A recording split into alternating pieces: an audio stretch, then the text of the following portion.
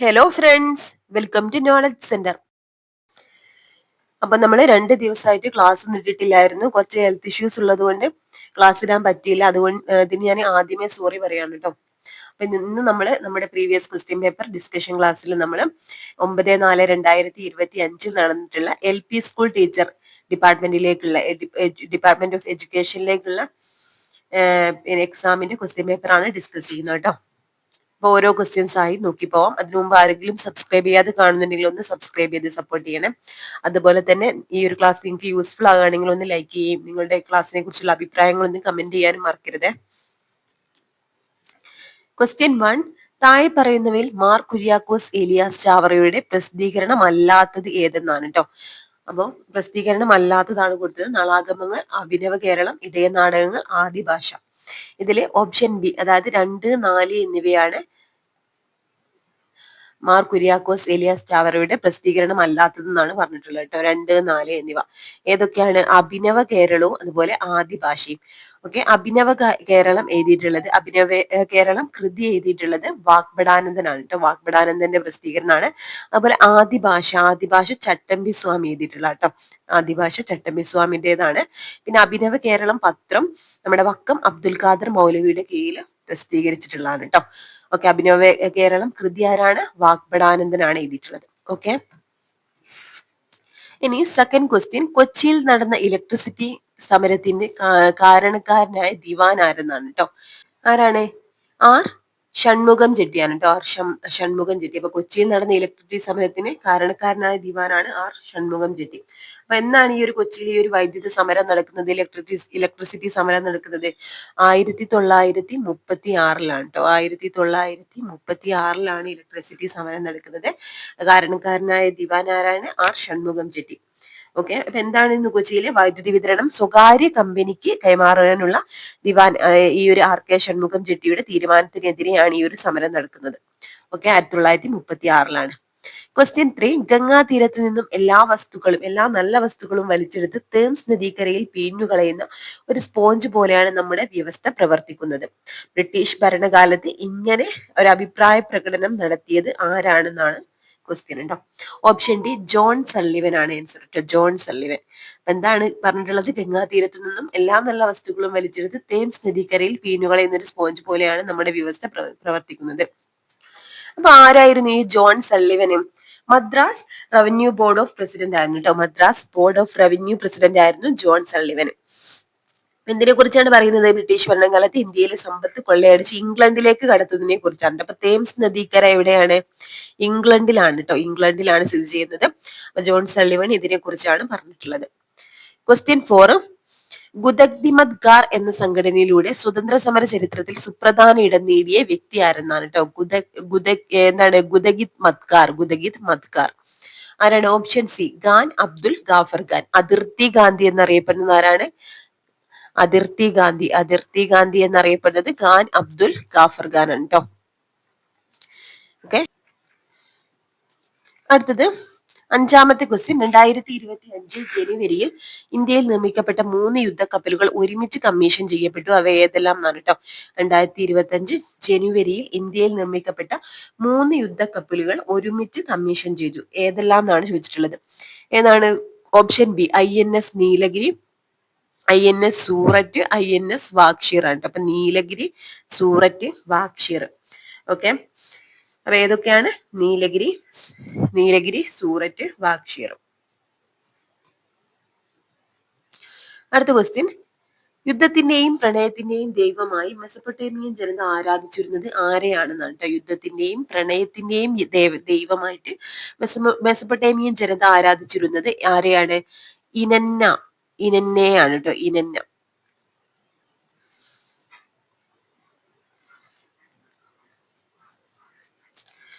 അടുത്തത് ക്വസ്റ്റ്യൻ 7, താഴെ തന്നിരിക്കുന്ന തെറ്റായ ജോഡി കണ്ടെത്തുക എന്നാണ്. ഓപ്ഷൻ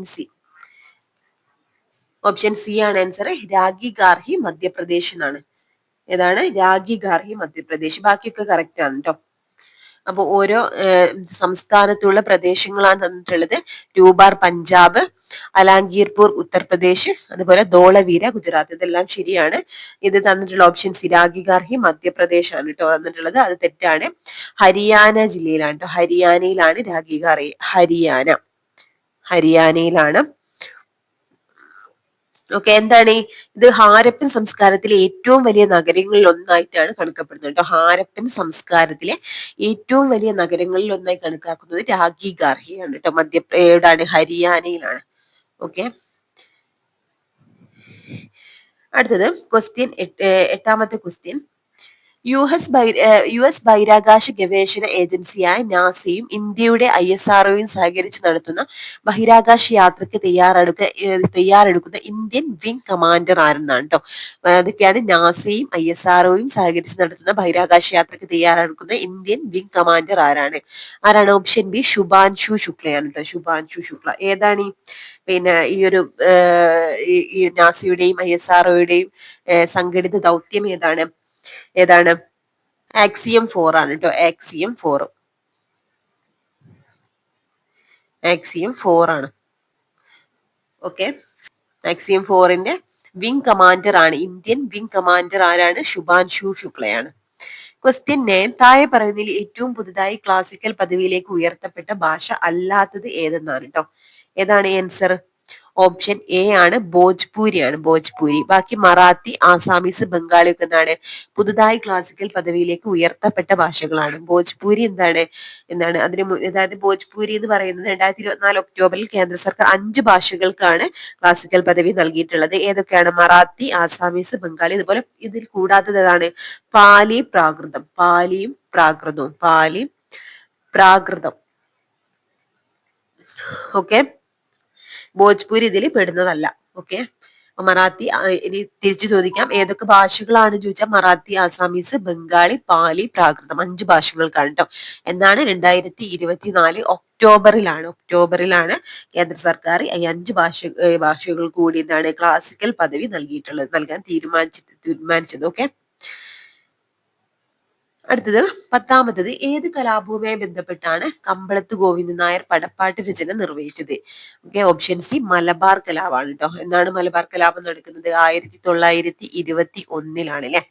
ഓക്കെ, അപ്പൊ എന്താണ് ക്വസ്റ്റ്യൻ? കമ്പളത്ത് ഗോവിന്ദൻ നായരാണ് പടപ്പാട്ട് രചിച്ചതാരാണ്? കമ്പളത്ത് ഗോവിന്ദൻ നായരാണ്. ഏത് കലാപവുമായി ബന്ധപ്പെട്ടാണ്? മലബാർ കലാപവുമായിട്ട് ബന്ധപ്പെട്ടിട്ടുള്ളതാണ് കേട്ടോ. ഓക്കെ, എന്നാണ് മലബാർ കലാപം നടക്കുന്നത്? 1921 മലബാർ കേന്ദ്രീകരിച്ച് നടക്കുന്ന കലാപമാണ്. ഇതൊരു കർഷക കലാപം കൂടിയാണ് കേട്ടോ. ക്വസ്റ്റ്യൻ 11. പ്രശസ്തമായ കുണ്ടറ വിളംബരം നടന്ന വർഷമാണ് ചോദിച്ചിട്ടുള്ളത്. ഓപ്ഷൻ ഡി എന്താണ്? 1809 ജനുവരി 11നാണ്. 1809 ജനുവരി 11നാണ് കുണ്ടറ വിളംബരം നടന്നത്. വേലുത്തമ്പി ദളവയാണ് കുണ്ടറ വിളംബരം നടത്തിയത്, നമുക്കറിയാം അല്ലെ. അടുത്തത് ഓപ്ഷൻ 12 ക്വസ്റ്റ്യൻ 12. ചുവടെ കൊടുത്തിരിക്കുന്ന ചരിത്ര സംഭവങ്ങൾ കാലഗണനാ ക്രമത്തിൽ ആദ്യം എഴുതാനാണ് പറഞ്ഞിട്ടുള്ളത് കേട്ടോ. ഇതിൽ ഓപ്ഷൻ ബി ആണ് ആൻസർ. ഓപ്ഷൻ ബിയിൽ എന്തൊക്കെയാണ് തന്നിട്ടുള്ളത്? സൂററ്റ് പിളർപ്പ്, ലക്നൗ കരാർ, അഹമ്മദാബാദ് മിൽ സമരം, ചൗരി ചൗര സംഭവം. അപ്പൊ എന്താണ് സൂററ്റ് പിളർപ്പ് എന്നാണ് നടന്നിട്ടുള്ളത്? സൂററ്റ് പിളർപ്പ് എന്നാണ് 1907 കേട്ടോ. ഓക്കെ, വർഷം നോക്കാം. 1907. അതുപോലെ ലക്നൗ കരാർ 1916. പിന്നെന്താണ്? അഹമ്മദാബാദ് മിൽ സമരം 1918. പിന്നെ ചൗരി ചൗര സംഭവം 1922 കേട്ടോ. ഓക്കെ, ഈ ഒരു ഓർഡർ ആണ്.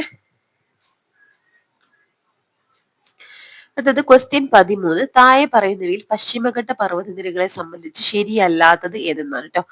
ഇതിൽ ഓപ്ഷൻ ഡി 2 മാത്രം എന്നാണ്. ഏതാണ് രണ്ടാമത്തത്? വടക്കു നിന്ന് തെക്കോട്ട് എന്ന ക്രമത്തിൽ ഈ പർവ്വതങ്ങളുടെ ഉയരം കുറഞ്ഞു വരുന്നു എന്നുള്ളതാണ് തെറ്റായിട്ടുള്ള പ്രസ്താവന. ഓക്കെ, ഇവിടെ എന്താണ്? കൂടി വരിക എന്നുള്ളതാണ് കേട്ടോ. കുറഞ്ഞു വരികയല്ല ചെയ്യുന്നത്, കൂടി വരിക ചെയ്യുന്നത്. വടക്കു നിന്ന് തെക്കോട്ട് പോകുമ്പോൾ എന്താണ്? പർവ്വതനിരയുടെ ഉയരം കൂടി വരികയാണ് ചെയ്യുന്നത്. ഓക്കെ, പശ്ചിമഘട്ട പർവ്വതനിരയുടെ ഉയരം കൂടി വരികയാണ് ചെയ്യുന്നത്. ബാക്കി തെക്ക് കന്യാകുമാരി മുതൽ വടക്ക് ഗുജറാത്ത് വരെ 1600 കിലോമീറ്റർ നീളത്തിൽ കാണപ്പെടുന്നു. മഹാരാഷ്ട്രയിൽ പശ്ചിമഘട്ട മലനിരകളെ സഹ്യാദ്രി എന്ന് വിളിക്കുന്നു. ഇതൊക്കെ എന്താണ്? പിന്നെ ശരിയായിട്ടുള്ള പ്രസ്താവനകളാണ്. ശരിയല്ലാത്തതാണ് ചോദിച്ചിട്ടുള്ളത് കേട്ടോ. അപ്പൊ 2 മാത്രം.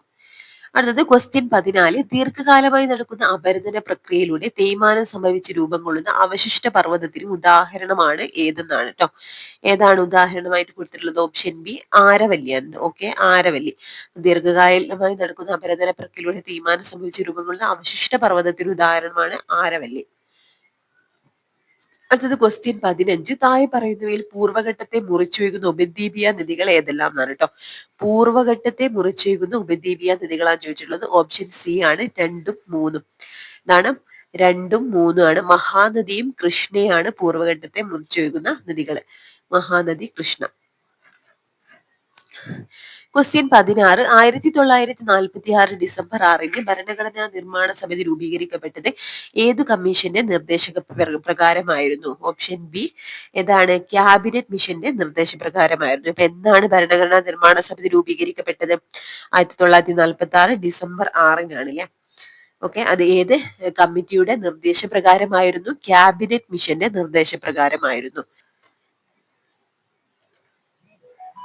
അടുത്തത് ക്വസ്റ്റ്യൻ 17. 20-ാം നൂറ്റാണ്ടിന്റെ തുടക്കത്തിൽ ഇന്ത്യയിൽ ആദ്യമായി സമൂഹശാസ്ത്ര പഠന വകുപ്പ് ആരംഭിച്ച സർവകലാശാല ഏതെന്നാണ് ട്ടോ. 20-ാം നൂറ്റാണ്ടിന്റെ തുടക്കത്തിൽ ഇന്ത്യയിൽ ആദ്യമായി സമൂഹശാസ്ത്ര പഠന വകുപ്പ് ആരംഭിച്ച സർവകലാശാല ഏതെന്നാണ്? ബോംബെ സർവകലാശാല ആണ് ട്ടോ. 20-ാം നൂറ്റാണ്ടിന്റെ തുടക്കത്തിൽ ഇന്ത്യയിൽ ആദ്യമായി സമൂഹശാസ്ത്ര പഠന വകുപ്പ് ആരംഭിച്ച സർവകലാശാല ബോംബെ സർവകലാശാലയാണ്.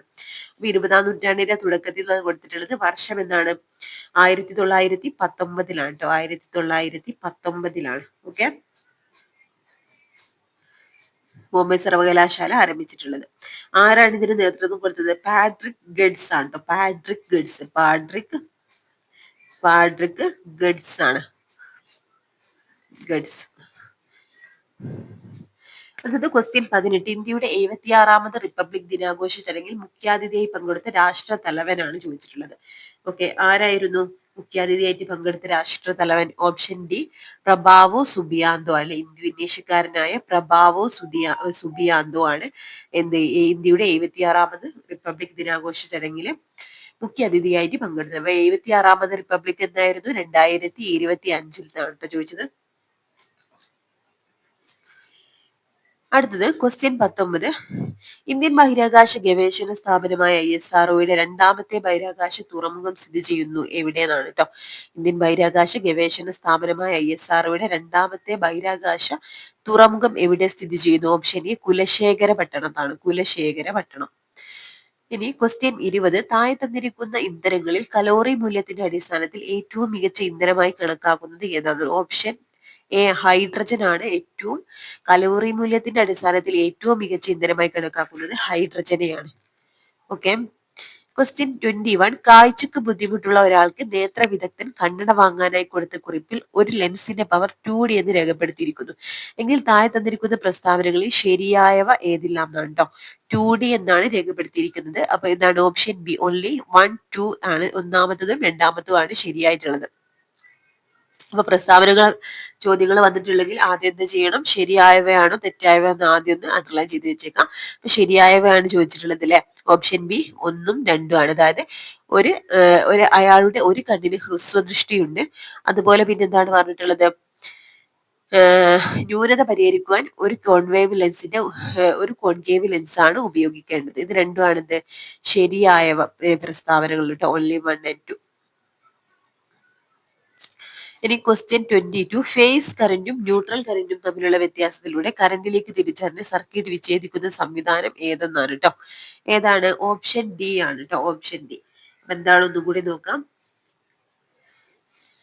ഫേസ് കറന്റും ന്യൂട്രൽ കറന്റും തമ്മിലുള്ള വ്യത്യാസത്തിലൂടെ കറന്റിലേക്ക് തിരിച്ചറിഞ്ഞ് സർക്യൂട്ട് വിച്ഛേദിക്കുന്ന സംവിധാനമാണെന്ത്?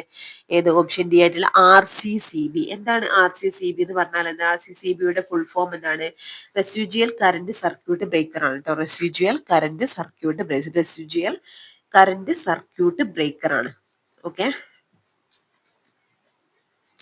ക്വസ്റ്റ്യൻ 23. വായുവിൽ 50 കിലോഗ്രാം വെയിറ്റ് ഭാരമുള്ള ഒരു വസ്തു മുഴുവനായും ജലത്തിൽ മുങ്ങിയിരിക്കുമ്പോഴുള്ള ഭാരം 30 കിലോഗ്രാം വെയിറ്റ് ആണ്. എങ്കിൽ താഴെ കൊടുത്ത പ്രസ്താവനകളിൽ തെറ്റായത് ഏതെന്നാണ് ട്ടോ. തെറ്റായതാണ് ചോദിച്ചിട്ടുള്ളത്. അപ്പൊ ഇവിടെ എന്താ തന്നിട്ടുള്ളത്? ആൻസർ ആയിട്ട് ഓപ്ഷൻ ഡി ഇവയൊന്നുമല്ല എന്നാണ് കേട്ടോ. അപ്പൊ ഈ പറഞ്ഞ കാര്യങ്ങളിലൊന്നും തെറ്റായിട്ടുള്ളതില്ല, തെറ്റായതാണ് ചോദിച്ചിട്ടുള്ളത്.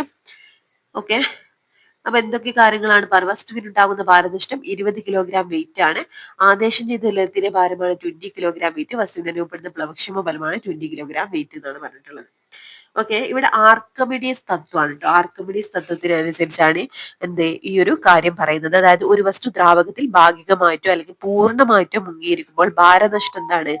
ഭാരനഷ്ടം, ഓക്കെ, ഭാരനഷ്ടം എന്ന് പറഞ്ഞാല് ഭാരനഷ്ടം വായുവിലെ ഭാരം മൈനസ് ദ്രാവകത്തിലെ ഭാരമാണ് കേട്ടോ. വായുവിലെ ഭാരം മൈനസ് എന്താണ്? ദ്രാവകത്തിലെ ഭാരമാണ്. ഓക്കെ, അതുപോലെ എന്താണ് പ്ലവക്ഷമ ബലം എന്ന് പറഞ്ഞാൽ എന്താ? പ്ലവക്ഷമം എന്ന വസ്തുവിനുണ്ടാകുന്ന ഭാരനഷ്ടത്തിന് തുല്യമായിരിക്കും. ഈ ഭാരനഷ്ടത്തിന് അതേ ഈ തുല്യമായിരിക്കുന്നത് പ്ലവക്ഷമ ബലം എന്ന് പറയുന്നത്, പ്ലവക്ഷമ ബലം. ഓക്കെ, അതുപോലെ എന്താണ് വസ്തു ആദേശം ചെയ്ത പിന്നെ പറഞ്ഞിട്ടുള്ളത് വസ്തു ആദേശം ചെയ്തിട്ടുള്ള ദ്രാവകത്തിന്റെ ഭാരം ധാരനഷ്ടത്തിന് തുല്യമായിരിക്കും. അതും ഭാരനഷ്ടത്തിന് തുല്യമായിരിക്കും എന്ന് പറഞ്ഞിട്ടുള്ളത് കേട്ടോ. അപ്പൊ ഇത് ചെയ്തിട്ടുള്ളത് നമുക്ക് എന്താ കിട്ടുക? അതായത് വായുവിൽ 50 കിലോഗ്രാം വെയിറ്റ് ഭാരമുള്ള ഒരു വസ്തു മുഴുവനായും ജലത്തിൽ മുങ്ങിയിരിക്കുമ്പോൾ ഭാരം 30 കിലോഗ്രാം വെയിറ്റ് ആണ് എന്നാണ് പറഞ്ഞിട്ടുള്ളത്. അപ്പോൾ 50 കിലോഗ്രാം വെയിറ്റ്, വസ്തുവിന്റെ ആദേശം 20 കിലോഗ്രാം വെയിറ്റ് ആണ്, കറക്റ്റ് ആണ്. ആദേശം ചെയ്ത ബാലത്തിന് 20 കിലോഗ്രാം വെയിറ്റ് ആണ്. വസ്തുവിനുപടുന്ന ശേലം 20 കിലോഗ്രാം വെയിറ്റ് ആണ്. ഇതൊക്കെ കറക്റ്റ് ആയിട്ടുള്ളതാണ്. തെറ്റായത് ഒന്നും തെറ്റല്ല കേട്ടോ.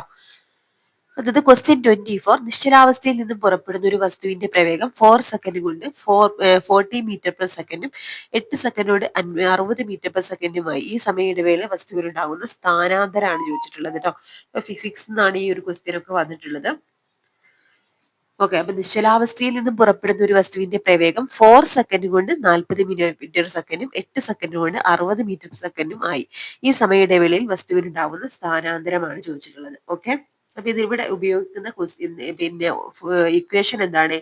S equal to displacement equal to ആദ്യം എന്താണ് u plus v divided by 2 into T എന്നുള്ള ഇക്വേഷൻ ആണ് ഇവിടെ യൂസ് ചെയ്യേണ്ടത്. ഓക്കെ, യു പ്ലസ് വി അതായത് ആദ്യ പ്രവേഗം പ്ലസ് അന്ത്യപ്രവേഗം ഡിവൈഡഡ് ബൈ 2 ഇൻറ്റു സമയം. ഓക്കെ, ഇതിൽ ആൻസർ ആയിട്ട് കിട്ടുന്നത് ഓപ്ഷൻ സി ആണ്, 200 മീറ്റർ കേട്ടോ. പ്രവേഗം 4 സെക്കൻഡ് കൊണ്ട് 40 മീറ്റർ പെർ സെക്കൻഡും എന്താണ് 8 സെക്കൻഡ് കൊണ്ട് 60 മീറ്റർ പെർ സെക്കൻഡും ആയിട്ട് ഈ സമയ ഇടവേള വസ്തുവിൽ ഉണ്ടാകുന്ന സ്ഥാനാന്തരം ചോദിച്ചിട്ടുള്ളത്. അപ്പൊ ഇക്വേഷനിൽ കൊടുക്കുക ചെയ്യേണ്ടത്. ക്വസ്റ്റ്യൻ 25. ഒരു കാറും അതിന്റെ ഇരട്ടി മാസുള്ള ഒരു ലോറിയും ഒരേ ഗതികോർജത്തിൽ നേർദിശയിൽ പോകുന്നു. ഓക്കെ, താഴെ തന്നിരിക്കുന്ന പ്രസ്താവനകളിൽ ശരിയായത് ഏതെന്നാണ് കേട്ടോ. ഓപ്ഷൻ സി ആണ്, ലോറിക്ക് കാറിനേക്കാൾ മൊമെന്റം കൂടുതലായിരിക്കും കേട്ടോ. ഒരു കാറും അതിന്റെ ഇരട്ടി മാസുള്ള ഒരു ലോറിയും ഒരേ ഗതികോർജത്തിൽ നേർരേഖയിൽ പോകും. താഴെ തന്നിരിക്കുന്ന ശരിയായത് പറഞ്ഞു ചോദിച്ചിട്ടുള്ളത്. അതായത് എന്താണ്? ലോറിക്ക് കാറിനേക്കാൾ മൊമെന്റം കൂടുതലായിരിക്കും. അപ്പൊ എന്താണ് ഗതികോർജവും മൊമെന്റവും തമ്മിലുള്ള ബന്ധം? കെ ഈക്വൽ ടു നമ്മൾ പഠിച്ചിട്ടുണ്ട്. ക്വസ്റ്റ്യൻ എന്തായിരുന്നു? K equal to P square by 2m ആണ് അല്ലെ. P square by 2m. Okay, ഇതെന്താ? രണ്ട് വസ്തുക്കൾക്കും ഒരേ ഗതികോർജാണെങ്കിൽ എന്താണ്? മാസ് കൂടുതലുള്ള വസ്തുവിന് മൊമെന്റം കൂടുതലായിരിക്കും. മാസ് കൂടുതൽ ഏതിനാണോ അതിനാണ് മൊമെന്റം കൂടുതലായിരിക്കുക. അപ്പൊ എന്താ പറഞ്ഞിട്ട്? രണ്ട് വസ്തുക്കൾക്കും ഒരേ ഗതികോർജമാണെന്ന് പറഞ്ഞിട്ടുണ്ട് അല്ലെ. എന്നാൽ മാസ് കൂടുതലുള്ളതിനാണ് ആ ഒരു വസ്തുവിനാണ് മൊമെന്റം കൂടുതലാവുക. ഓക്കെ, ഇവിടെ എന്താണ് പറഞ്ഞിട്ടുള്ളത്? അതിന്റെ ഇരട്ടി മാസുള്ള ലോറിക്കാണ് ഇവിടെ മാസ് കൂടുതൽ. അതുകൊണ്ട് തന്നെ എന്താണ്? ലോറിക്ക് കാറിനേക്കാൾ മൊമെന്റം കൂടുതലായിരിക്കും. ഓക്കെ,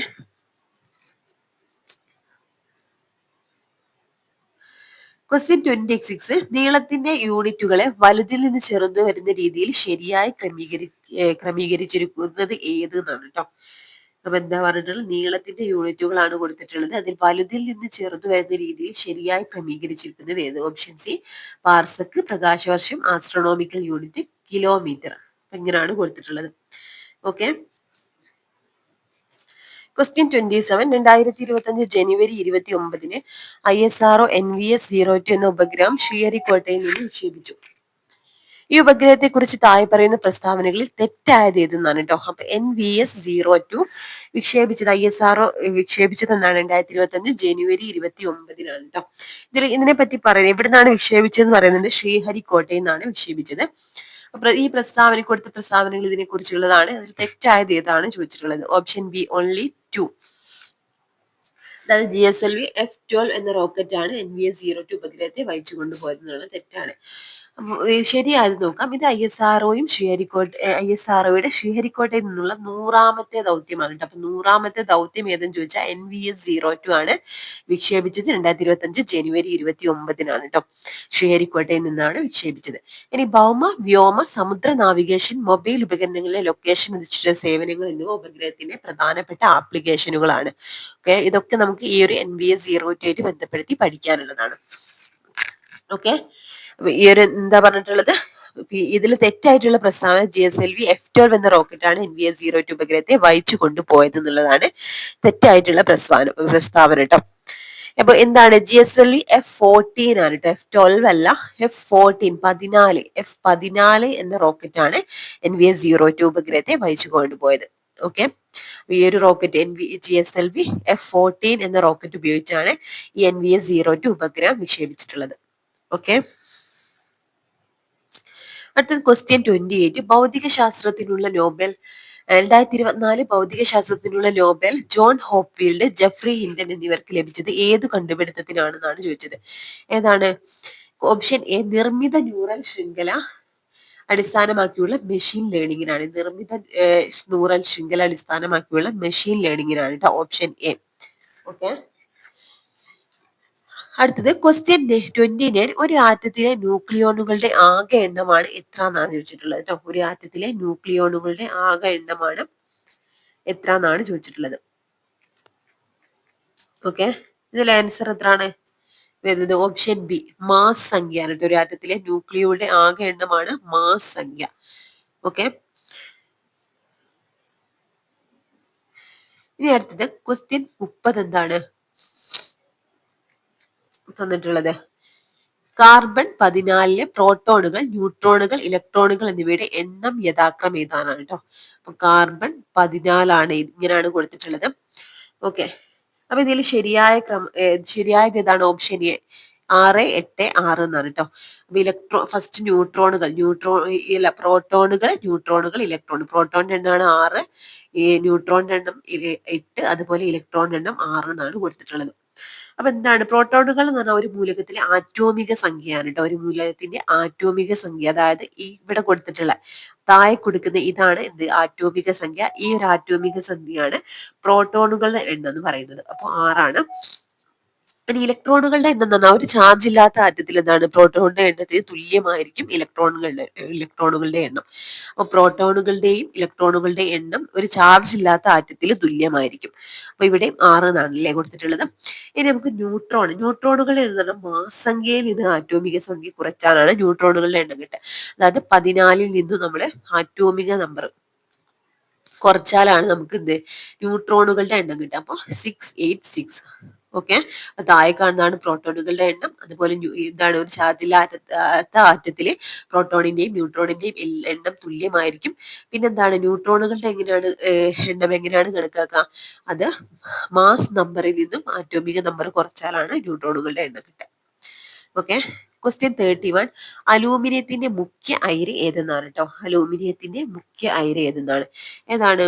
ഓപ്ഷൻ സി, ബോക്സൈറ്റ് ആണ് ആൻസർ. അലൂമിനിയത്തിന്റെ മുഖ്യ അയിരാണ് ബോക്സൈറ്റ്.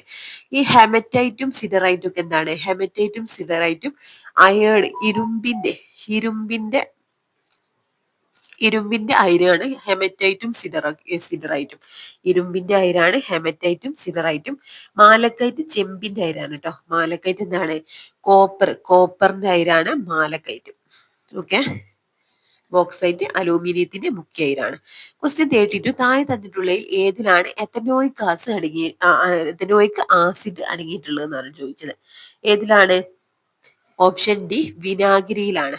താഴെ തന്നിരിക്കുന്ന ഏതിലാണ് എത്തനോയിക് ആസിഡ് അടങ്ങിയിട്ടുള്ളതെന്നാണ് ചോദിച്ചത്. ഓപ്ഷൻ ഡി, വിനാഗിരിയിലാണ് എത്തനോയിക് ആസിഡ് അടങ്ങിയിട്ടുള്ളത്. Okay, question 33. ആരാണ് ഓക്സിജൻ ഗ്യാസ് കണ്ടുപിടിച്ചത്? ഓപ്ഷൻ എ, ജോസഫ് പ്രീസ്ലി ആണ് കേട്ടോ. ജോസഫ് പ്രീസ്ലി ആണ് ഓക്സിജൻ ഗ്യാസ് കണ്ടുപിടിച്ചത്. ജോസഫ് പ്രീസ്ലി ആണ്. Okay, question 34. ഒരു ഇലക്ട്രോണിന്റെ പൊട്ടൻഷ്യൽ മൂല്യം കണ്ടുപിടിക്കാൻ ഉപയോഗിക്കുന്ന പ്രമാണ ഹൈഡ്രജൻ ഇലക്ട്രോണിന്റെ പൊട്ടൻഷ്യലിൽ ഏതൊരു താപനിലയായി നിശ്ചയിച്ചിരിക്കുന്നു. അപ്പൊ എന്താണ് ഇലക്ട്രോണിന്റെ അല്ലെങ്കിൽ അർദ്ധ സെല്ലിന്റെ പൊട്ടൻഷ്യൽ മൂല്യം കണ്ടുപിടിക്കാൻ ഉപയോഗിക്കുന്ന പ്രമാണ ഹൈഡ്രജൻ ഇലക്ട്രോണിന്റെ പൊട്ടൻഷ്യൽ ഏതൊരു താപനിലയിലും ഡാഷായി നിശ്ചയിച്ചിരിക്കുന്നു. ഓപ്ഷൻ ബി 0 വോൾട്ട് ആയിട്ട് നിശ്ചയിച്ചിരിക്കുന്നു. ഇവിടെ 0 വോൾട്ട് ആണ് വേണ്ടത്.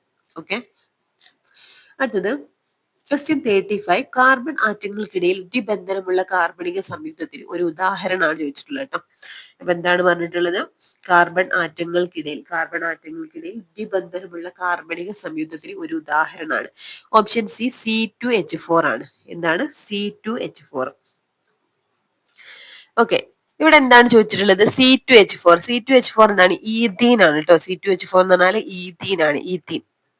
ഓക്കെ, അപ്പൊ എന്താണ് നമ്മൾ ഇവിടെ പറയുകയാണെങ്കിൽ കാർബൺ സംയുക്തങ്ങൾ അവയിലെ കാർബൺ ആറ്റങ്ങൾ തമ്മിലുള്ള ബന്ധനത്തെ അതായത് ബോണ്ടിങ്ങിന്റെ അടിസ്ഥാനത്തിൽ മൂന്നായിട്ടാണ് തിരിച്ചിട്ടുള്ളത് കേട്ടോ. ആൽക്കേനുകൾ, ആൽക്കീനുകൾ, ആൽക്കൈനുകൾ. എന്താണ്? ആൽക്കൈനുകൾ കേട്ടോ. ഇതിൽ ആൽക്കീൻ അതായത് ദ്വിബന്ധനമുള്ളതാണ് ആൽക്കീൻ എന്ന് പറയുന്നത് കേട്ടോ. അപ്പൊ ഏകബന്ധനം ഉള്ളത് സിംഗിൾ ബോണ്ട് ആണെങ്കിൽ ആൽക്കെയിൻ ആണ്, ഡബിൾ ബോണ്ട് ആണ് ആൽക്കീൻ ആണ്. അതുപോലെ എന്താണ്? ത്രിബിൾ ബോണ്ട് ആണെങ്കിൽ അതായത് ട്രിപ്പിൾ ബോണ്ട് അതായത് ത്രിബന്ധനമാണെങ്കിൽ എന്താണ്? ആൽക്കൈനു ആണ്. ഇവിടെ ഈഥീൻ എന്താണ്? ആൽക്കീൻ ആണ് കേട്ടോ, ദ്വിബന്ധനമുള്ളതാണ്.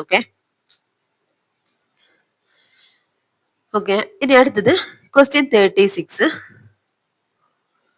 ഒരു സ്ഥിര താപനിലയിൽ ഒരു വാതകത്തിന് ഒരു ലായകത്തിലുള്ള ലേയത്വം വാതകത്തിന്റെ ഭാഗിക മർദ്ദത്തിന് നേർ അനുപാതത്തിലായിരിക്കും.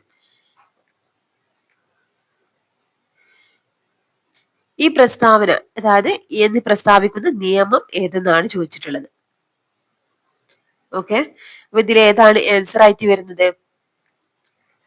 ഓപ്ഷൻ എ ഹെൻറി നിയമമാണ് കേട്ടോ. ഹെൻറി നിയമം. ഒരു സ്ഥിര സമനിലയിൽ ഒരു വാതകത്തിന്റെ ഒരു ലായകത്തിലുള്ള ലേയത്വം വാതകത്തിന്റെ ഭാഗിക മർദ്ദത്തിന് നേർ അനുപാതത്തിലായിരിക്കും എന്ന് പ്രസ്താവിക്കുന്ന നിയമമാണ് ഹെൻറി നിയമം.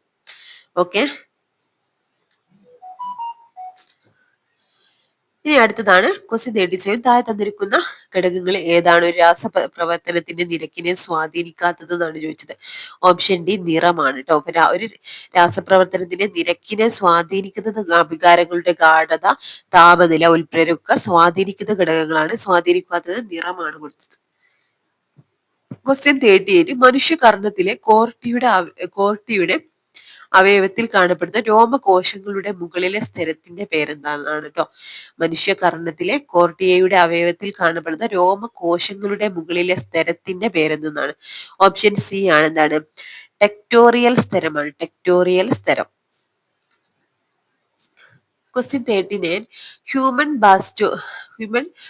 ബാസ്റ്റോസിസ്റ്റിലെ പുറംപാളിയുടെ പേരാണ്. ഹ്യൂമൻ ബാസ്റ്റോസിസ്റ്റിലെ പുറംപാളിയുടെ പേരാണ് ചോദിച്ചത്. ഇതിൽ ഓപ്ഷൻ എ ആണ് കേട്ടോ. ഓപ്ഷൻ എ എന്താണ്? പോഷകാരകമാണ് കേട്ടോ. പോഷകാരകമാണ് ഹ്യൂമൻ ബാസ്റ്റോസിസ്റ്റിലെ പുറംപാളിയുടെ പേരുമാണ് പോഷകാരകം. മനുഷ്യരിലെ ഭ്രൂണ വികാസ ഘട്ടത്തിൽ ഏകദേശം 5-6 ദിവസങ്ങൾക്ക് ശേഷം ഉണ്ടാകുന്ന ഘടനയാണ് ഈ ഒരു ബ്ലാസ്റ്റോസിസ്റ്റ് എന്ന് പറയുന്നത്. ബ്ലാസ്റ്റോസിസ്റ്റ്.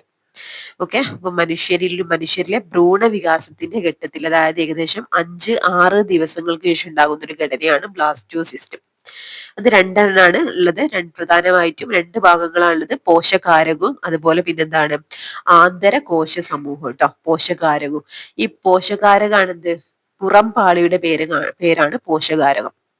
Okay, question 40. തുറന്ന രക്തപര്യായ വ്യവസ്ഥ കാണപ്പെടുന്ന ജീവികൾ ഏതെല്ലാം എന്നാണ് കേട്ടോ. തുറന്ന രക്തപര്യായ വ്യവസ്ഥ കാണപ്പെടുന്ന ജീവികൾ ഏതെല്ലാം എന്നാണ്? ഓപ്ഷൻ ഡി ആണ്. ചെമ്മീനും തേനീച്ചയാണ്.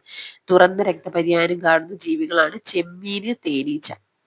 ഓക്കെ, അപ്പൊ 2 തരം രക്തപര്യായങ്ങളാണ്. തുറന്ന രക്തപര്യായം അതുപോലെ അടഞ്ഞ രക്തപര്യായം കേട്ടോ. എന്താ തുറന്ന രക്തപര്യായം അല്ലെങ്കിൽ ഓപ്പൺ സർക്കുലേറ്ററി സിസ്റ്റം എന്ന് പറഞ്ഞാല് ഈ ഒരു വ്യവസ്ഥയിൽ എല്ലായ്പ്പോഴും അടഞ്ഞ രക്തക്കുഴലുകളിലല്ല ഒഴുകുന്നത്. ഹൃദയത്തിൽ നിന്ന് പുറപ്പെടുന്ന രക്തം ശരീരത്തിലെ അറകളിലേക്ക് നേരിട്ട് ഒഴുകുകയും അതുപോലെ അവിടെയുള്ള കോശങ്ങളുമായി സമ്പർക്കത്തിൽ വരികയാണ് ചെയ്യുന്നത്. അപ്പോൾ ഹൃദയത്തിൽ നിന്ന് പുറപ്പെടുന്ന രക്തം ശരീരത്തിലെ അറകളിലേക്ക് നേരിട്ട് ഒഴുകുകയാണ് ചെയ്യുന്നത്. ഓക്കെ, പക്ഷെ എന്താണ് അടഞ്ഞ രക്തപര്യായം എന്ന് പറഞ്ഞാൽ ഇവിടെ രക്തം എപ്പോഴും രക്തക്കുഴലുകൾക്കുള്ളിലൂടെ അതായത് എന്താണ് മനുഷ്യരിലൊക്കെ ഈ ഒരു അടഞ്ഞ രക്തപര്യായമാണ് കേട്ടോ. രക്തക്കുഴലുകളിലൂടെ അതായത് ധമനികള്, സിരകള് ഇതിലൂടെയൊക്കെ ഒഴുകുന്ന മാത്രം സഞ്ചരിച്ച് ഹൃദയത്തിലേക്ക് എത്തുന്നതാണ് എന്ത്? അടഞ്ഞ രക്തപര്യായം എന്ന് പറയുന്നത്. അപ്പൊ ചെമ്മീന്, തേനീച്ചൊക്കെ എന്താണ്? തുറന്ന രക്തപര്യായത്തിന് ഉദാഹരണമാണ് കേട്ടോ. ബാക്കിയുള്ളവയൊക്കെ എന്താണ്? അടഞ്ഞ രക്തപര്യായം. മണ്ണിര, കുളയട്ട, ഒബീലിയ, കട്ടൽ എന്താണ് പൂവ്, കൊക്കപ്പൂവ്, അതുപോലെ ബുക്കറേറിയ, അതൊക്കെ എന്താണ്? അടഞ്ഞ രക്തപര്യായത്തിന് ഉദാഹരണമാണ്. മനുഷ്യരും അതുപോലെ നട്ടിലുള്ള ജീവികളൊക്കെ എന്താണ്? അടഞ്ഞ രക്തപര്യായമാണ് കാണപ്പെടുന്നത്. ക്വസ്റ്റ്യൻ 41. കവിൾ ഭാഗത്ത് കാണപ്പെടുന്ന ഉമിനീർ ഗ്രന്ഥിയുടെ ഭാഗത്തിന്റെ പേരെന്തെന്നാണ് കേട്ടോ. ഓപ്ഷൻ എ കർണ പാർശ്വഗ്രന്ഥികളാണ്. കവിൾ ഭാഗത്ത് കാണപ്പെടുന്ന ഉമിനീർ ഗ്രന്ഥിയുടെ ഭാഗത്തിന്റെ പേരാണ് കർണ പാർശ്വഗ്രന്ഥികൾ. ക്വസ്റ്റ്യൻ 42. ജീനിന്റെ ബഹുമുഖത്വം എന്ന സ്വഭാവത്തിന് ഉദാഹരണം. ജീനിന്റെ ബഹുമുഖത്വം എന്ന സ്വഭാവത്തിന് ഉദാഹരണമാണ് option D phenyl ketone urea. Phenyl ketone urea. അപ്പൊ എന്താ ക്വസ്റ്റ്യന് ഒന്നുകൂടി വായിക്കാം. ജീനിന്റെ ബഹുമുഖത്വം എന്ന സ്വഭാവത്തിന് ഉദാഹരണമാണ് phenyl ketone urea. Phenyl ketone urea. Okay, എന്താണിത്? അതായത് ജീനിന്റെ ബഹുമുഖത്വം, അതായത് ഒരു സിംഗിൾ ജീന് ഒന്നിലധികം ശരീര സവിശേഷതകൾ അല്ലെങ്കിൽ ലക്ഷണങ്ങളെ സ്വാധീനിക്കുന്ന പ്രതിഭാസത്തെയാണ് ബഹുമുഖത്വം എന്ന് പറയുന്നത്. ഒരു സിംഗിൾ ജീന് ഒന്നിലധികം ശാരീരിക സവിശേഷതകളെ അല്ലെങ്കിൽ ലക്ഷണങ്ങളെ സ്വാധീനിക്കുന്ന പ്രതിഭാസത്തെയാണ് ബഹുമുഖത്വം എന്ന് പറയുന്നത് കേട്ടോ. മനുഷ്യരിൽ ഈ അവസ്ഥ ഒരു ജീനിന്റെ പരിവർത്തനം മൂലം സംഭവിക്കുന്നതാണ്. അതായത് ഈ ഒരൊറ്റ ജീനിലെ മാറ്റം ബുദ്ധിമാന്ദ്യം, മുടിയുടെയും ചർമ്മത്തിന്റെയും നിറം കുറയ്ക്കുക തുടങ്ങിയ വിവിധ ശാരീരിക ലക്ഷണങ്ങൾക്ക് കാരണമാകുന്നുണ്ട്. ബഹുമുഖ സ്വഭാവത്തിന് ഉദാഹരണമാണ് ഫീനൈൽ കീറ്റോൺ യൂറിയ എന്ന് പറയുന്നത്. അപ്പൊ എന്താണ് ഫീനൈൽ കീറ്റോൺ യൂറിയ? മനുഷ്യരിലെ ഈ ഒരു അവസ്ഥ എന്താണ്? ഒരു ജീനിന്റെ പരിവർത്തനം മൂലം സംഭവിക്കുന്നതാണ്. ഈ ഒറ്റ ജീനിന്റെ മാന്ദ്യം എന്താണ്? ബുദ്ധിമാന്ദ്യം, അതുപോലെ മുടിയുടെയും ചർമ്മത്തിന്റെയും നിറം കുറയ്ക്കുക, അങ്ങനെ കുറെ മാറ്റങ്ങൾക്ക് വഴിയൊരുക്കുന്നുണ്ട് കേട്ടോ. ക്വസ്റ്റ്യൻ 43 എന്താണ്?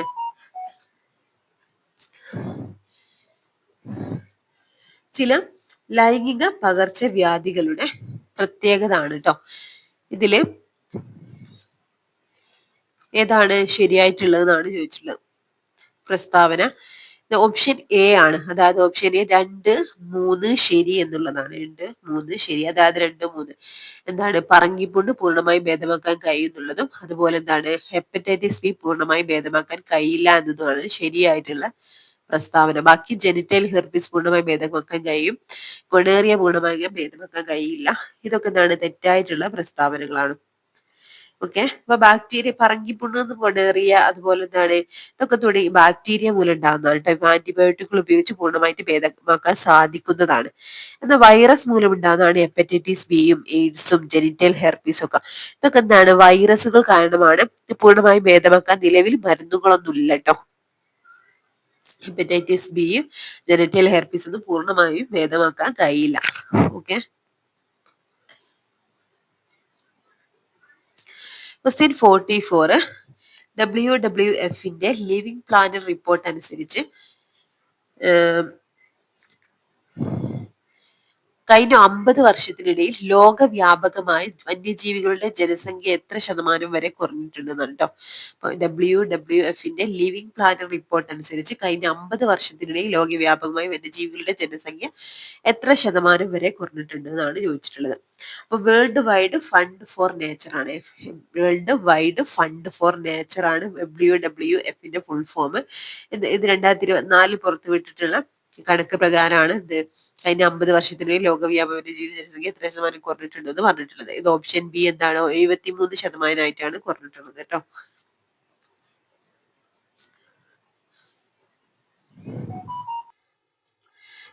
അഞ്ചാമത്തെ ക്വസ്റ്റ്യൻ നോക്കാം. അസോസിൻ എന്ന പ്രോട്ടീൻ ഹോർമോണിന് മനുഷ്യ ശരീരത്തിലുള്ള ധർമ്മം എന്തെന്നാണ് ക്വസ്റ്റ്യൻ കേട്ടോ. ഏതാണ് ആൻസർ? ഓപ്ഷൻ ബി കരളിൽ നിന്ന് ഗ്ലൂക്കോസ് റിലീസ് പ്രോത്സാഹിപ്പിക്കുക എന്നുള്ളതാണ്.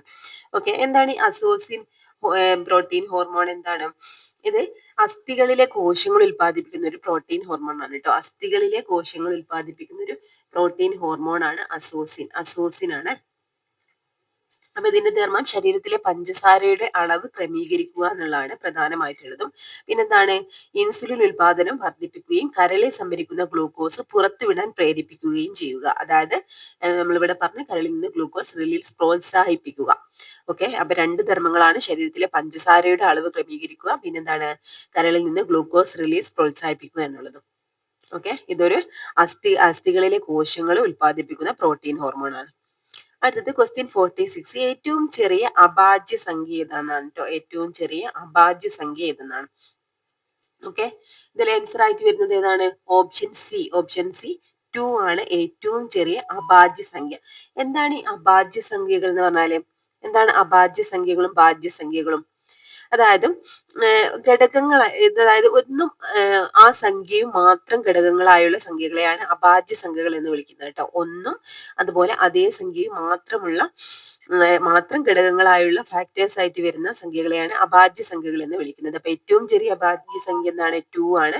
അപ്പൊ അതുപോലെ എന്താണ് അഭാജ്യ സംഖ്യകളിൽ ഇരട്ട സംഖ്യയായിട്ടുള്ള സംഖ്യയും 2 മാത്രമാണ് കേട്ടോ. അഭാജ്യ സംഖ്യകളിൽ ഇരട്ട സംഖ്യയായിട്ടുള്ള സംഖ്യയും 2 മാത്രമാണ്. അതുപോലെ പ്രത്യേകമായിട്ട് ശ്രദ്ധിക്കേണ്ടത് 0, 1 ഒന്നും എന്താണ് അഭാജ്യ സംഖ്യയല്ല കേട്ടോ. 0യും 1 ഒന്നും അഭാജ്യ സംഖ്യകളല്ല. അടുത്തത് ക്വസ്റ്റ്യൻ 47 ആണ്. ഇനി മാത്സിലത്തെ ക്വസ്റ്റ്യൻ ആണ് കേട്ടോ വരുന്നത്. മാത്സിലെ ക്വസ്റ്റ്യൻസ് സെപ്പറേറ്റ് ആയിട്ട് ഞാൻ ഒരു വീഡിയോ ചെയ്യാന്നാണ് വിചാരിക്കുന്നത്. ആവശ്യമുണ്ടെങ്കിൽ നിങ്ങൾ കമന്റിലൂടെ അറിയിക്കട്ടോ.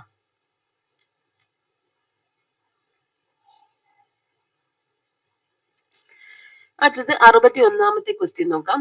പഠന പ്രവർത്തനങ്ങൾ ഏറ്റെടുക്കുമ്പോൾ ചുവടെ കൊടുത്തിരിക്കുന്ന തെറ്റുകൾ വരുത്തുന്നതിന് കാരണം എന്ത്? തെറ്റിച്ചു വായിക്കുക, വാക്യങ്ങളിലെ അക്ഷരങ്ങൾ മാത്രം വായിക്കുക, കണ്ണാടിയിൽ കാണുന്നത് പോലെ എഴുതുക, എമ്മും ഡബ്ല്യൂയും തമ്മിലും ഡബ്ല്യു എമ്മും തമ്മിലുള്ള എമ്മിൽ എഴുതുമ്പോൾ തിരിഞ്ഞു പോകുക. ഇതൊക്കെ എന്നാണ് ചോദിച്ചിട്ടുള്ളത് കേട്ടോ.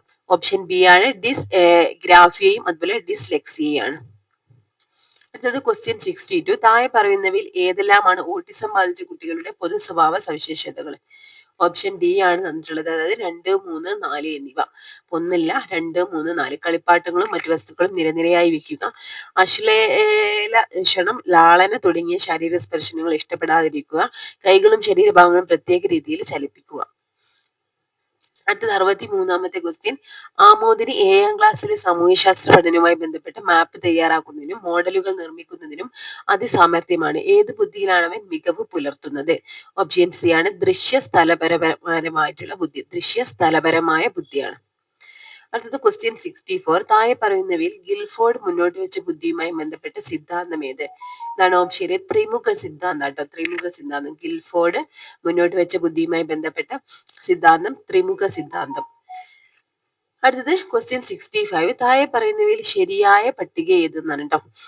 ശരിയായ പട്ടിക ആണ് ചോദിച്ചിട്ടുള്ളത്. ഏതാണ്? ഓപ്ഷൻ സി ആണ്. അതായത് ശാരീരിക ചാലക വികാസം ഹാർലോക്ക്, വികസന പ്രവൃത്തി ഹാർവി ഗസ്റ്റ്, മാനവ വികസന തത്വശാസ്ത്രജ്ഞൻ അർണോൾഡ് ഗസേൽ, വിഭജിത ബോധന തത്വം ഏണസ്റ്റ് ആർ ഹിൽ ഗാർഡ് ആണ് കേട്ടോ. അപ്പൊ എന്താണ് LP എക്സാം ഒക്കെ എഴുതുന്നവർക്ക് ഇമ്പോർട്ടന്റ് ആണ് കേട്ടോ. അവരുടെ സിലബസിലുള്ളതാണ്, ഇമ്പോർട്ടന്റ് ആണ്. അപ്പൊ ഓപ്ഷൻ സി ആണ് ഇവിടെ. അടുത്ത ഓപ്ഷൻ 66 ക്വസ്റ്റ്യൻ 66. താഴെ പറയുന്ന ടെസ്റ്റുകൾ എന്ത് കണ്ടെത്തുന്നതിനാണ്? എന്തൊക്കെയാ തന്നിട്ടുള്ളത്? Minnesota mechanical comprehension test, Minnesota mechanical assembly, O'Connor finger dexterity, Cox ഓർലിസ് പ്രഗ്നോസ്റ്റിക് ടെസ്റ്റ്. ഇതൊക്കെ എന്തിനു വേണ്ടിയിട്ടുള്ളതാണ്? എന്ത് കണ്ടെത്താൻ വേണ്ടിയിട്ടുള്ള? ഓപ്ഷൻ എ അഭിക്ഷമത കണ്ടെത്താൻ വേണ്ടിയിട്ടുള്ളതാണ്. ഓക്കെ. അടുത്ത ക്വസ്റ്റ്യൻ 67. അഭിപ്രേരണയെ നിർണ്ണയിക്കുന്നത്? ഓപ്ഷൻ ഡി മുകളിൽ പറഞ്ഞവയെല്ലാം എന്നാണ് കൊടുത്തിട്ടുള്ളത് കേട്ടോ. എന്താണ്? പരാജയ ഭീതി, മത്സരം, അഭിരുചി, ഇതൊക്കെയാണ് അഭിപ്രേരണയെ നിർണ്ണയിക്കുന്നത്. അത് ക്വസ്റ്റ്യൻ 68. പെൺകുട്ടികളുടെ വിദ്യാഭ്യാസവും ഭാവിയിലുള്ള സാമ്പത്തിക സുരക്ഷയും ഉറപ്പാക്കുന്ന സർക്കാർ പദ്ധതിയാണ്. ഓപ്ഷൻ ബി ഏതാണ്? സുകന്യ സമൃദ്ധി യോജന കേട്ടോ. പെൺകുട്ടികളുടെ വിദ്യാഭ്യാസവും ഭാവിയിലുള്ള സാമ്പത്തിക സുരക്ഷയും ഉറപ്പാക്കുന്ന സർക്കാർ പദ്ധതിയാണെന്ത്? സുകന്യ സമൃദ്ധി യോജന. ഇമ്പോർട്ടന്റ് ആണ്.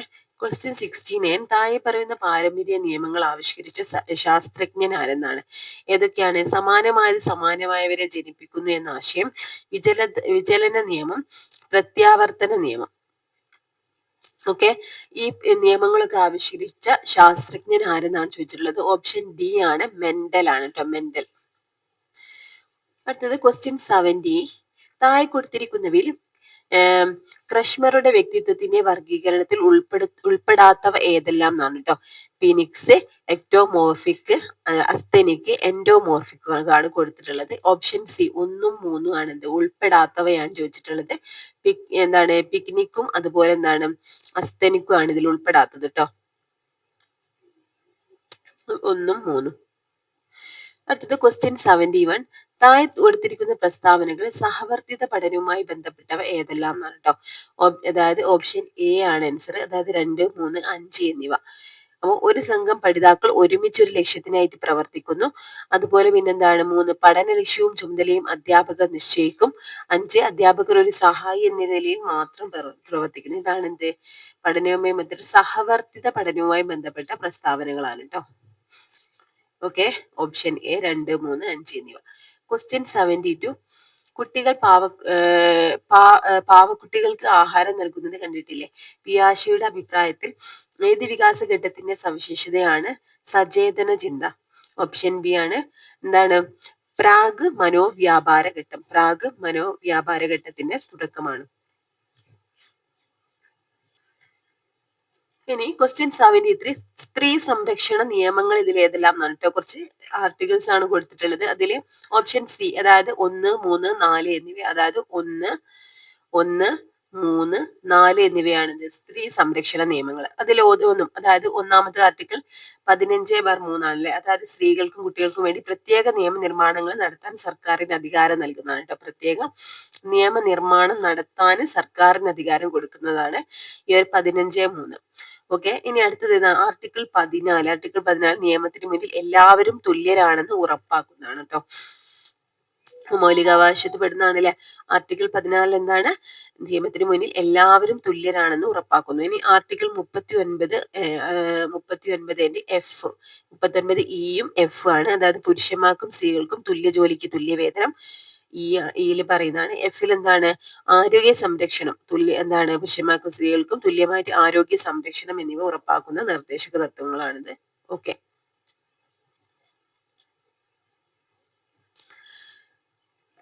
അടുത്ത ക്വസ്റ്റ്യൻ 74. ഗാന്ധിജിയുടെ സത്യസന്ധത ആൽപോർട്ടിന്റെ ഡ്രേറ്റ് തിയറിയിൽ ഏത് സവിശേഷതകളിൽ ഉൾപ്പെടുന്നു? ഓപ്ഷൻ സി ആണ് മുഖ്യ സവിശേഷതകളിലാണ് ഉൾപ്പെടുന്നത്. ഗാന്ധിജിയുടെ സത്യസന്ധത ആൽപോർട്ടിന്റെ ട്രേറ്റ് തിയറിയിൽ എന്താണ് മുഖ്യ സവിശേഷതകളിലാണ് ഉൾപ്പെടുന്നത്. ഇനി ക്വസ്റ്റ്യൻ 75.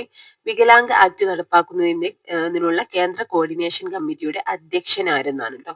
ഓപ്ഷൻ സി ആണ് കേന്ദ്ര സാമൂഹിക ക്ഷേമ വകുപ്പ് ചുമതലയുള്ള മന്ത്രിയാണ്.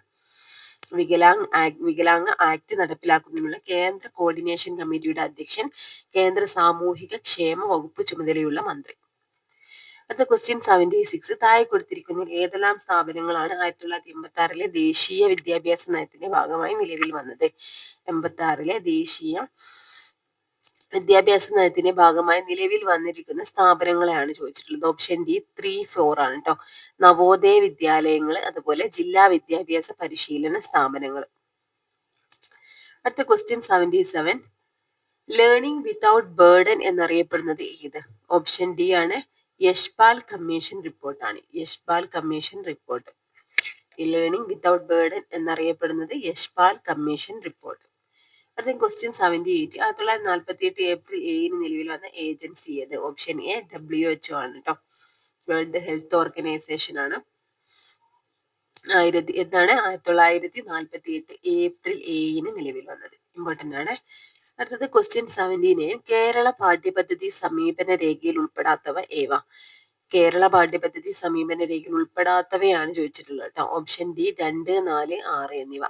അതായത് ശിശു കേന്ദ്രീകൃതം, അതുപോലെ എന്താണ് ചാക്രികം, പിന്നെ എന്താണ് പ്രക്രിയാധിഷ്ഠിതം, ഇത് അധ്യാപക കേന്ദ്രീകൃതം, അതുപോലെ പിന്നെ എന്താണ് രേഖീയം, ഉൽപ്പന്ന കേന്ദ്രീകൃതം. ഇതൊക്കെ എന്താണ് കേരള പാഠ്യപദ്ധതിയിൽ സമീപരേഖയിൽ ഉൾപ്പെടുന്നതാണ് കേട്ടോ. ഉൾപ്പെടാത്തത് ഏതൊക്കെയാണ്? ശിശു കേന്ദ്രീകൃതം, അതുപോലെ ചാക്രികം, പ്രക്രിയാധിഷ്ഠിതം. ക്വസ്റ്റ്യൻ 80. താഴെ പറയുന്നതിൽ ഒരേ വിചാരധാരയിൽപ്പെടുന്ന ശാസ്ത്രജ്ഞർ ആരെല്ലാം എന്നാണ് കേട്ടോ. ഓപ്ഷൻ എ ബ്രൂണർ, അതുപോലെ വൈഗോട്സ്കി, അതുപോലെ പിയാഷെ. ഇവരൊക്കെ എന്താണ് ഒരേ വിചാരധാരയിൽപ്പെടുന്ന ശാസ്ത്രജ്ഞരാണ്. ക്വസ്റ്റ്യൻ 81. ഇനി കുറച്ച് ഇംഗ്ലീഷ് ആണ് വരുന്നത്. ഇംഗ്ലീഷ് ക്വസ്റ്റ്യൻസ് ആണ്. With general English. Which of the following sentences correctly uses an article ചോദിച്ചിട്ടുണ്ട്. കറക്റ്റ് ആയിട്ട് ആർട്ടിക്കിൾ യൂസ് ചെയ്ത് സെന്റൻസ് ഏതാണ്? ഓപ്ഷൻ ഡി ആണ് they stayed at a hotel near the sea. Okay, ബാക്കിയുള്ളവയൊക്കെ തെറ്റായിട്ടാണ്. She is best singer. She is a best singer എന്ന് use ചെയ്യേണ്ടി വരും. Arjun caught an fish. നിലവിലെ a fish from the pond എന്നാണ്. I found Kate lying dead in the street. അപ്പൊ എന്താണ് ഇതിൽ ശരിയായിട്ടുള്ളത്? Option D they stayed at hotel near the sea എന്നാണ്.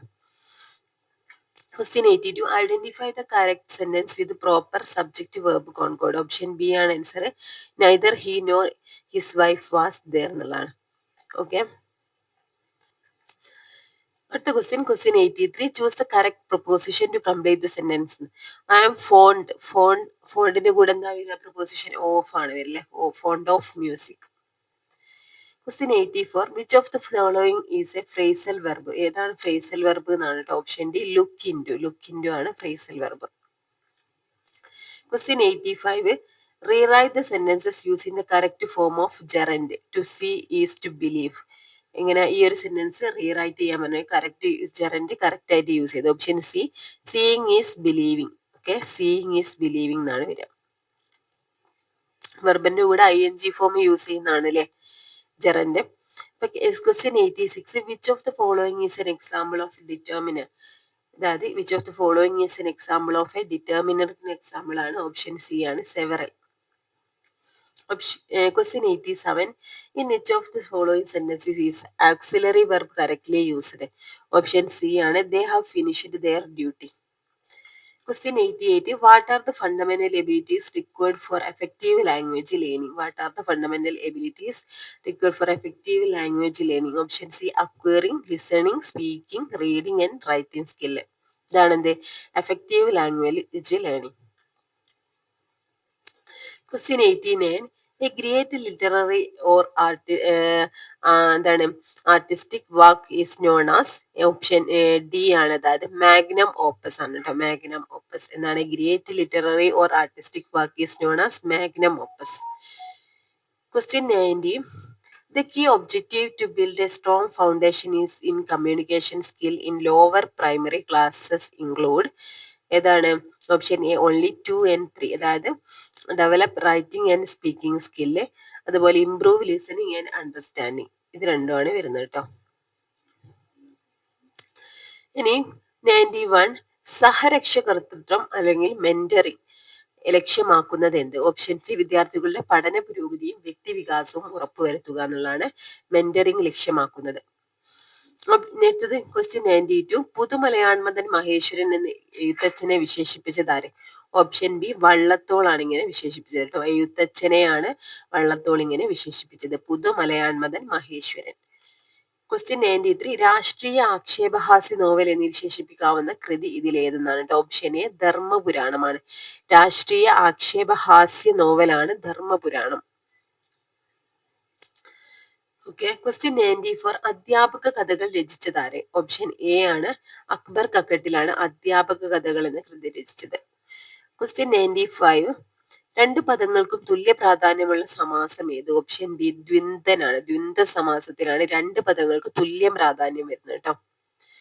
ക്വസ്റ്റ്യൻ 96. പഠന പ്രവർത്തനങ്ങളുടെ ഭാഗമായി വാർഷികാസൂത്രണം, യൂണിറ്റ് ആസൂത്രണം, ദൈനംദിനാസൂത്രണം ഇവ തയ്യാറാക്കേണ്ടത് ആര്? അപ്പൊ പഠന പ്രവർത്തനങ്ങളുടെ ഭാഗമായിട്ട് വാർഷികാസൂത്രണം, യൂണിറ്റ് ആസൂത്രണം, ദൈനംദിനാസൂത്രണം ഇവ തയ്യാറാക്കുന്നത് അധ്യാപകരാണ്. ക്വസ്റ്റ്യൻ 97. ആത്മകഥയ്ക്കൊരാമുഖം എഴുതിയതാരാണ്? ഓപ്ഷൻ ഡി, ലളിതാംബിക അന്തർജനമാണ് ആത്മകഥയ്ക്കൊരാമുഖം എഴുതിയത്. ക്വസ്റ്റ്യൻ 98. നിന്ന് പോയി എന്ന പ്രയോഗത്തിലെ പോയി എന്ന പദം ഏത് വിഭാഗത്തിൽ പെടുന്നു? ഓപ്ഷൻ സി, അനുപ്രയോഗമാണ്. അനുപ്രയോഗം. ക്വസ്റ്റ്യൻ 99. സർവഭാഷാ വ്യാകരണം എന്ന ആശയം അവതരിപ്പിച്ചതാര്? ഓപ്ഷൻ സി ആണ്, നോം ചോംസ്കി കേട്ടോ. Noam Chomsky. 100ാമത്തെ ക്വസ്റ്റ്യൻ ആണ്. സമ്പത്ത് അധികം രംഗം ചേർത്ത് എഴുതുമ്പോൾ ശരിയായ രൂപം ഏത്? ഓപ്ഷൻ എ, സമ്പദ് രംഗം. ഓക്കെ, ഇപ്പൊ മലയാളത്തിലൊക്കെ എന്താണ് കുറച്ച് ടഫായിട്ടാണ് ചോദിച്ചിട്ടുള്ളത് കേട്ടോ. ഓക്കെ, അപ്പൊ ഓരോ ക്വസ്റ്റ്യൻസും നന്നായിട്ട് പഠിക്കാം. അപ്പൊ ഈ ഒരു ക്ലാസ് നിങ്ങൾക്ക് യൂസ്ഫുൾ ആയിട്ടുണ്ടെങ്കിൽ ഒന്ന് ലൈക്ക് ചെയ്യട്ടോ. അതുപോലെ നിങ്ങളുടെ ക്ലാസ്സിനെ കുറിച്ചുള്ള അഭിപ്രായങ്ങളൊക്കെ ഒന്ന് കമന്റ് ചെയ്യട്ടോ. Okay friends, thank U.